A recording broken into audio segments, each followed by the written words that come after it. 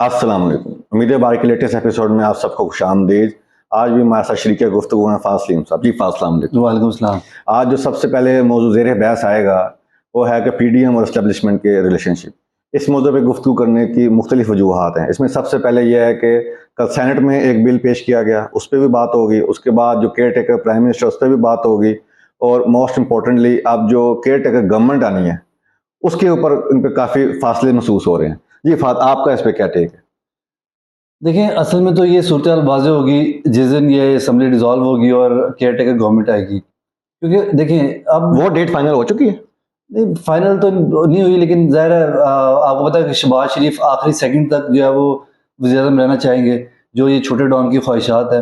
लेकिन इसमें अब प्रॉब्लम क्या है कि वो 90 डेज़ चाहते हैं, क्योंकि वो चाहते हैं कि जस्टिस बंदियाल के जाने के बाद हमारे पास इनफ टाइम हो ताकि हम अपना फ़ायज़ ईसा के आने के बाद हम अपनी सारी गेम प्लान कर सकें। तो इसलिए वो उसको जो है ना, वो क्योंकि अगर 60 डेज़ में इलेक्शन हो गए तो उसमें तो देखें, इसीलिए उन्होंने क्या किया था कि प्रेसिडेंट से पावर लेके डेट देने की इलेक्शन कमीशन को दे दी थी, ताकि किसी भी सूरत जस्टिस बंदियाल के होते हुए इलेक्शंस ना हो।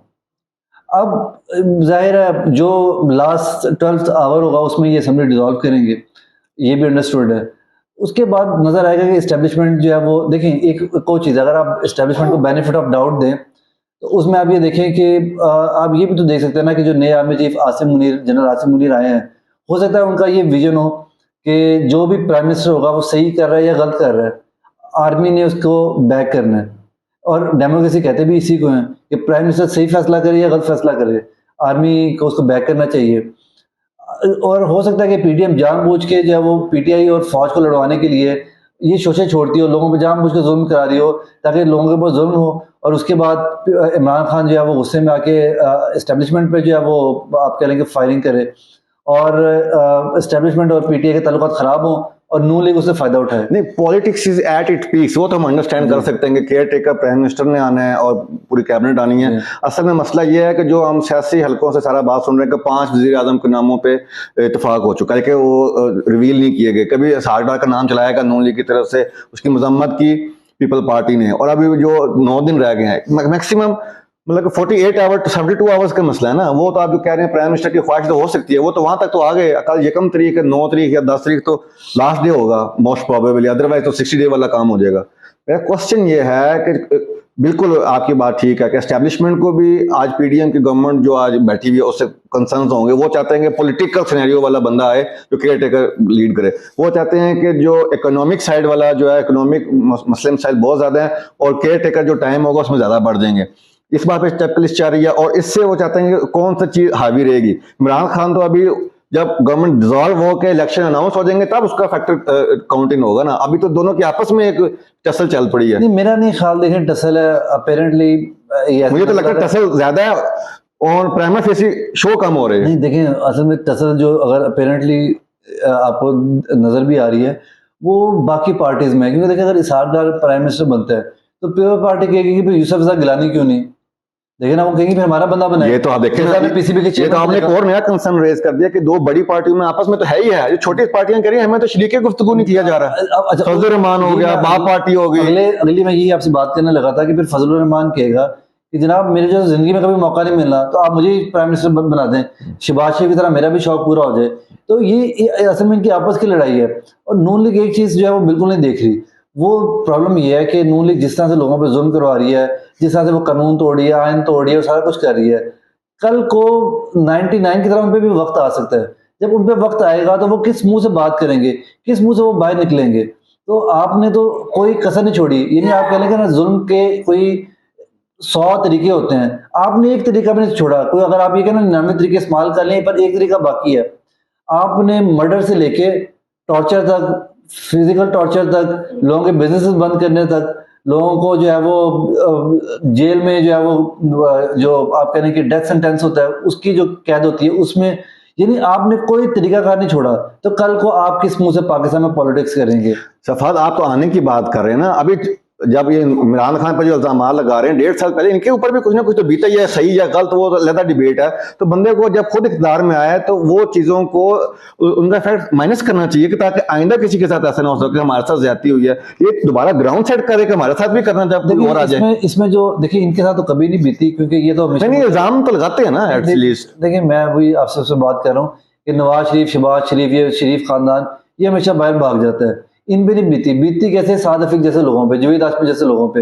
अगर जो फैक्चुअली जो करेक्ट बात है वो ये है कि जो साद रफीक जैसे लोग थे उनको बातें उठानी चाहिए थी, क्योंकि मुझे आज भी याद है कि मुशर्रफ दौर में वो जेल में था और उसको मार पड़ रही थी। दैट्स माय पॉइंट, क्वेश्चन भी यही है। तो वो ऐसे लोग जिन्होंने 25-25 साल कुर्बानियां देके सियासत की हुई है और आज वो एक मतलब रीजनेबल वॉइस है, वो अपनी वॉइस रेज क्यों नहीं करते? प्रॉब्लम ये है, देखिए इसमें सबसे बड़ी बात ये है कि ये जो ना वो शॉर्ट टर्म का सोच रहे हैं। अब इनको ये नजर आ रहा है कि अगर हम अपनी आवाजें उठाते हैं तो साद रफीक को पता है, ख्वाजा आसिफ को पता है, राना सनाउल्लाह को पता है कि हमने अपने हल्के हार जाने हैं, हमारा सफाया हो जाना है, और फिर इन्होंने करप्शन भी की हुई है। फिर अब इमरान खान जो केसेस, पहले तो जनरल बाजवा बैठा हुआ था जो इनको बचा रहा था, अगर अब इमरान खान आ गया तो फिर कौन बचाएगा इन्हें? फिर तो नैब भी, इमरान खान के पास अब्सोल्यूट पावर भी होगी और एमएनए से पूरे होंगे, तो जनरल बाजवा जैसा और बाकी लोग तो नहीं मिलेंगे जो 2 साल से 3 साल से, अभी आपने देखा होगा तार आके टीवी पे बकवास करता है डिंटोनिक कि इमरान खान के केसेस जो है वो इतना रिलीफ किसी को नहीं मिलता। शहबाज शरीफ का आपके सामने मिसाल है, जब उस पर फर्द जुर्म आयद होने लगी थी, उससे पहले कितने साल हो गए, इमरान खान ने 4 साल गवर्नमेंट किया गया, 3.5 साल तो केस चल रहा है, उससे भी पहले से। तो शहबाज शरीफ को तो एक दिन भी जेल में नहीं गया उस केस पे। तो अच्छा देखिए ना, इन्होंने कोर कमांडर लाहौर को हटा दिया इस वजह से कि उस दिन एक्शन जो रिक्वायर था उन्होंने नहीं लिया गया। तो जो एएनएफ है उसको क्यों नहीं इस पर एक्शन लेते? जो उसका जो चीफ था, जो राना सनाउल्लाह पे केस है, इमरान खान पे कहते हैं कि उन्होंने किया है, तो अगर ये एनालॉजी डेवलप की जाए तो वो क्यों नहीं रिस्पॉन्सिबल, उनके खिलाफ क्यों नहीं चार्जशीट करते? और इनको अदालत से क्यों रिलीफ नहीं मिलता, इनको केस ही क्यों खत्म हो जाता है, डिसमिस हो जाता है? देखिए ये तो फिर लाडले है ना, असल में जो इमरान खान पे लफ्ज यूज करते हैं, असल में ये अपने वोटर्स को जो है ना वो बेवकूफ बनाने की कोशिश करते हैं। असल में जो लफ्ज इन पे फिट, इमरान खान की भी तो बेवकूफी है ना कि वो इनको काउंटर जो करने वाले हम करते ही नहीं, कोई टीम नहीं है, कोई सारे एक दिन का प्रेशर पड़ा, सारे भाग गए। अली मोहम्मद खान कैसे बर्दाश्त कर गया, यास्मीन रशीद कैसे कर रही है, वो तो जगह शाहजाद अफरीदी क्यों कर रहा है, असद उमर किधर है? असल में ये तो सारी दुनिया को असद उमर बेचा, पहले दिन में भाग गया। असद में ये तो इमरान खान के लिए बड़ा, आपने बिल्कुल सही बात की है, एक तो इमरान खान के लिए बड़ा सीखने का मौका है कि इमरान खान की जो टीम सिलेक्शन है वो बड़ी पैथेटिक थी और उसे लोगों पे ट्रस्ट नहीं करना चाहिए। ये सबसे बड़ा ट्रस्ट उसने जनरल बाजवा पे किया था ना, जो बाजवा ने जो इस मुल्क का हशर किया वो तो कभी किसी ने नहीं किया, वो ज़िया-उल-हक कभी पीछे छोड़ गया। तो बाकी जो उसके अपने बंदे थे, परवेज खटक जैसे और असद उमर देखें, फिर भी यार पे आए हुए थे, वो बात कर रहे हैं और इन्होंने इमरान खान के खिलाफ कोई बात नहीं की और फवाद चौधरी ने भी इवन नहीं की। लेकिन जो परवेज खटक जैसे, फैजल हसन चौहान जैसे इस तरह के स्टूपिड लोग, और इवन तरीन ने भी पार्टी बनाई, तरीन को आप देख लें, अलीम खान को देख लें, तो इमरान खान को इसे सीखना चाहिए। दूसरे नंबर पे एक और बात है, इमरान खान को एक बात जो उनके लिए एंड पे बड़ी बुरी है, इमरान खान रोज खिताब करते हैं, एवरी डे और अदर डे खिताब करते हैं, और उसमें वो बात क्या करते हैं, वो बात करते हैं एस्टेब्लिशमेंट के खिलाफ। जो महंगाई है, जो बिजली के बिल है, जो शुगर है, जो वीट है, लोग तड़प रहे हैं, जो असल टॉपिक है वो इमरान खान उसमें तो बात नहीं करता। नून लीग की ये तो स्मार्टनेस है ना, जब इमरान खान का दौर था तो तब नून लीग ने ये बेचा कि 150 का पेट्रोल भी इतना महंगा है, आटा भी इतना महंगा है, चीनी भी 100 रुपए की चीनी भी इतनी महंगी है कि लोग मर गए और बुरे हाल हो गए। आप किसी बंदे से आर्गुमेंट करते थे, आपसे बताते थे इकोनॉमी बेहतर हो रही है, तो नून लीग का बंदा आपको जवाब ही देता था कि गरीब को सबसे अहम चीज है ना, शुगर और गरीब के लिए आटा और चीनी जरूरी है। कमोडिटी प्राइसेस की बात करें, सबसे अहम चीज ये है कि आप खाना एक वक्त कर देंगे, वीट की प्राइस वहां से आप चलो अपने ऊपर कर लें, पेट्रोल आप मोटरसाइकिल पे आ जाएंगे, मोटरसाइकिल वाला मोटरसाइकिल के बजाय पब्लिक ट्रांसपोर्ट पे चला जाएगा। सबसे जो अहम चीज है, जो हर चीज इफेक्ट करती है, गरीब से गरीबी उससे नहीं बच सकता, इलेक्ट्रिसिटी की प्राइसेस का क्या करें? अब क्या गर्मी में हाथ वाले पंखे लेके बैठ, लेकिन ये अब इसके ऊपर आवाज किसने उठानी थी? ऑपोजिशन लीडर तो इमरान खान है। इमरान खान ये कंसर्न है, उसका कंसर्न नहीं है, उसको मसला नहीं है, उसको तो मसला एस्टैब्लिशमेंट से है कि उनकी केसेस का, उनकी पॉलिटिक्स का। सही लोग कहते हैं कि इनको कंसर्न नहीं है लोगों को, सियासतदानों को, अवाम का। आप अब उसी बात पे आ गए जिस पे हमने बात स्टार्ट की थी कि नून लीग ने बड़ा स्मार्टली तो मीडिया पे पैसा चला के और मीडिया का डायरेक्शन ही बदल दी। अगर आप मीडिया देखें तो आपको क्या नजर आता है? इमरान खान, इमरान खान, इमरान खान। नून लीग के बंदे होते हैं, वो महंगाई पे या किसी चीज पर बात नहीं कर रहे, वो मायूस तो हैं, वो यानी उनके हालात तो इतने बुरे हो गए हैं कि वो पब्लिकली ये क्लेम नहीं कर सकते कि हमने नवाज शरीफ को वोट देना है। वो आपको पता कैसे लगता है? जब इमरान खान को गाली देते हैं तो आपको पता लगता है कि वो नून लीग के सपोर्टर्स हैं, लेकिन वो बात क्या कर रहे होते हैं इमरान खान के खिलाफ। वो क्यों करते हैं? क्योंकि रोजाना आप आज आप कामरान शाहिद का टॉक शो देख लें, हामिद मीर का देख लें, ये जो नदीम मलिक, जितने भी ये नून लीग के जो कुत्ते हैं उनका आप देख लें तो आपको नजर क्या आएगा, वो इमरान खान की तरफ मुंह करके भौंक रहे होंगे, कोई अवाम की बात नहीं कर रहा होगा। लेकिन इमरान खान को तो करनी चाहिए ना। मकसद ये था, ये जो सारे मामला करने का, मुझे लगता है कि जुल्म करने का नून लीग का मकसद ये था कि हम जुल्म करें और ये समझे कि इमरान खान समझे कि इस्टेब्लिशमेंट करवा रही है और वो इस्टेब्लिशमेंट अटैक करे और उस अटैक करने का हम फायदा उठाएं। तो ये जो चीज़ें इमरान खान को, ठीक है अगर इस्टेब्लिशमेंट करा रही है तो इमरान खान को डेफिनेटली उन्हें क्रिटिसाइज करना चाहिए, लेकिन जो लोगों की आवाम की बात है उस पर भी तो बात करें ना, उस पर वो बात नहीं करता और नून लीग इसी का फायदा उठा रही है। इससे नून लीग का जो वोटर है उसने रिटेन किया हुआ है, तो इसलिए इमरान खान को थोड़ी सी अब अपने अंदर स्किल्स पैदा करनी चाहिए। हाँ देखें ना, सारी बातें तो हम बड़े अर्सा से कर रहे हैं, ठीक है, आज हम इमरान खान को भी हम रगड़ रहे हैं कि जो अपोजिशन लीडर का जेन्युइन मसला होता है कि अवाम के जो मसाइल हैं जिसमें अवाम मुब्तला है उनको तो कम से कम हाईलाइट करो। आपके जाती हमने 1.5 साल से सुन ली, सपोर्ट भी किया, लोगों ने हर लिहाज से आपको किया, लेकिन उसकी तो बात करें, किसी जगह सुनी जाए। अब मैं जो आपसे जो असल जो रीजन जिस वजह से मैंने पीडीएम का और जो करंट गवर्नमेंट आज जो बैठी है और जो आने वाला सिनेरियो इंटरिम का है उसका जो पूछने का मकसद है, जो कल सेनेट में बिल आया है उस पर सारे इकट्ठे होकर बोल पड़े हैं। लाया तो पीटीआई के खिलाफ जा रहा था, लेकिन उनको पता है अल्टीमेटली इसका हम भी शिकार हो सकते हैं, कोई भी गवर्नमेंट आ सकती है, रिस्क नहीं हमें लेना चाहिए। और इतना शोर शराबा हुआ कि वो चेयरमैन सेनेट ने उस बंदे से पूछा ही, खुद ही ड्रॉप कर दिया बिल। देखिए उसमें मसला एक और भी है ना, साल पहले जो भी कवानीन बनाते थे तो इनको पता था कि हमें पीटीआई के खिलाफ बनाना है क्योंकि अभी हमारे पास टाइम है। अब ये जो जाते जाते कवानीन बना रहे हैं तो जिनके अंदर भी थोड़ी सी अकल है उनको ये अंदाजा है कि अगर हम ना इलेक्शन जीत पाए, जो कि रोजे रोशन की तरह आया है कि इन्होंने नहीं जीतना, तो फिर ये बिल हमारे भी ये तो नादीदा कुव्वतों के हाथ में चाबुक पकड़ाने वाली हुई बात। आप इमरान खान के हाथ में पकड़ा रहे हैं ना। देखिए अगर आप इलेक्शन में दांधली फौज बंद नहीं कर पाए, आप इलेक्शन नहीं जीत पाए, अवाम निकली और उन्होंने वोट डाल दिया, इमरान खान आगे जीत गया, तो ये कवानीन तो फिर आप पे इस्तेमाल होंगे ना। जब आप जेल में जाएंगे और आपकी जमानतें नहीं होंगी तो फिर आप क्या करेंगे? देखिए आप इनकी ज़हनियत, जहां से भी बिल है उसकी ज़हनियत देखें, वो तो जिंदा दरगोर करने वाला मामला है कि कोई भी जरा से इल्जाम लगा के पार्टी बैन, बंदा बैन, जेल, कैद, हर चीज उस पर सिंपल इल्जाम के बाद। ये आखिरी दम में इनको इस चीज की समझ नहीं आ रही, इनको अवाम के गुस्से की इन्हें समझ नहीं आ रही। जैसे आपने देखा ना कि बड़ा एक अज़ियतनाक वाकया हुआ कि फजल रहमान के जलसे में बम ब्लास्ट हुआ और वहां पे क्या हुआ कि हॉस्पिटल वहां बाहर लोगों ने फौज वालों को बाहर धकेला। ये जो शहबाज शरीफ जैसे ये छोटा जो स्टूपिड बंदा है, इसकी वजह से अवाम और फौज में इतनी जो है वो गैप आ गया। और अब प्रॉब्लम ये है कि इस चीज को अल्लाह ताला करे, अल्लाह ताला हमारे मुल्क पर रहम करे और ये गैप जल्दी से जल्दी कवर हो।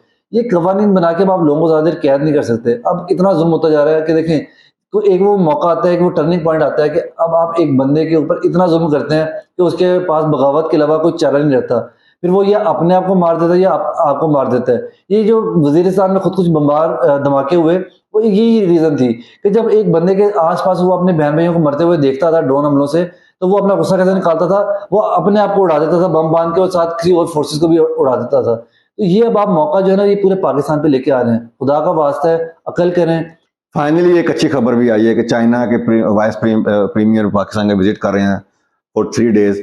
तो मैं इस पे जो बाकी तो डिटेल्स हम बाद में करेंगे डिस्कस। एक जो मोटी मोटी बात आप इसके जो अराउंड जो हो सकती है कि इससे कोई जो मईशत है उसकी कोई ओवरऑल बेहतरी की तरफ कोई एज डायरेक्शन सेट होगी, कोई मतलब कोई बेहतरी आने की कोई उम्मीद निकलेगी इससे? इससे भी पहले इंपॉर्टेंट क्वेश्चन ये है कि वो जब हुकूमत के जाने का वक्त हुआ तब क्यों आए? उन्होंने अपना एम्बेसडर एक दिन पहले क्यों रखा? 6 महीने से चाइनीज एम्बेसडर ही नहीं था। यानी वो शहबाज शरीफ को इस काबिल ही नहीं समझते, उनको पता था कि पपेट गवर्नमेंट है। अब जब ये गवर्नमेंट जाने लगी, उसकी जो पॉलिटिकल जो है ना वो तो हम इस पर मजीद डिस्कस करके रिसर्च करके बात करते हैं, लेकिन इकोनॉमी के लिए, मुल्क के लिए तो ओवरऑल हम सिनेरियो में शहबाज शरीफ का मुल्क तो नहीं है, 25 करोड़ लोगों का स्टेक है। देखिए इकोनॉमी वाइज तो डेफिनेटली देखें हमारे पास अपॉर्चुनिटी सीपैक की शक्ल में एक बहुत बड़ी अपॉर्चुनिटी थी, लेकिन हमने इसको पहले भी शहबाज शरीफ जैसे लोगों से ये फर्क पड़ता है कि हमने वो पैसा जो है ना वो ऑरेंज ट्रेन बना के डंप कर दिया, ना कि हम अपनी जो है वो हम इंडस्ट्रियल जोन बनाते। हमें सबसे ज्यादा जरूरत डॉलर कमाने की है, मैन्युफैक्चरिंग में जाना पड़ेगा, एक्सपोर्ट इकोनॉमी को हम यहाँ पे उनकी इंडस्ट्री लगवाते, हम उस पर इन्वेस्ट करते हैं और उसके बाद हम ये ऐसे ही है कि घर में पहले आपने अपने सोर्स ऑफ इनकम बनाना है, उसके बाद आप V8 लेते हैं या आप जो BMW लेते हैं या मर्सिडीज लेते हैं, वो बड़ी अच्छी बात है, वो होनी चाहिए, लेकिन उससे ज्यादा जरूरी है कि सोर्स ऑफ इनकम क्या है। हमारा सोर्स ऑफ इनकम क्या है? हमारे पास डॉलर की कमी है, हम बार बार IMF के पास जाते हैं। तो हमने जो इतना ज्यादा चाइनीज लोन सीपैक की शक्ल में लिया है, तो क्या हमने उसको सही जगह लगाया है? उस लोन ने हमारी आमदनी बढ़ाई है? उसका जवाब ये है कि शहबाज यानी 2018 तक उसका जवाब ये है कि नहीं। और 2018 के बाद भी वो तो इमरान खान की कुछ पॉलिसी थी, जैसे टेक्सटाइल एक्सपोर्ट्स बढ़ी और हमारे पास आमदनी बढ़ी, वरना सी पैट तो सी पैक यूटिलाइज करना अभी शुरू ही नहीं किया गया। नहीं किया जी नाज़रीन, आपने हमारी गुफ्तगू सुनी, अपनी आरा का इजहार कीजिए कमेंट्स के जरिए, हमें दीजिए इजाज़त। अल्लाह हम सबको हामी और नासिर हो। अल्लाह ने के बाद।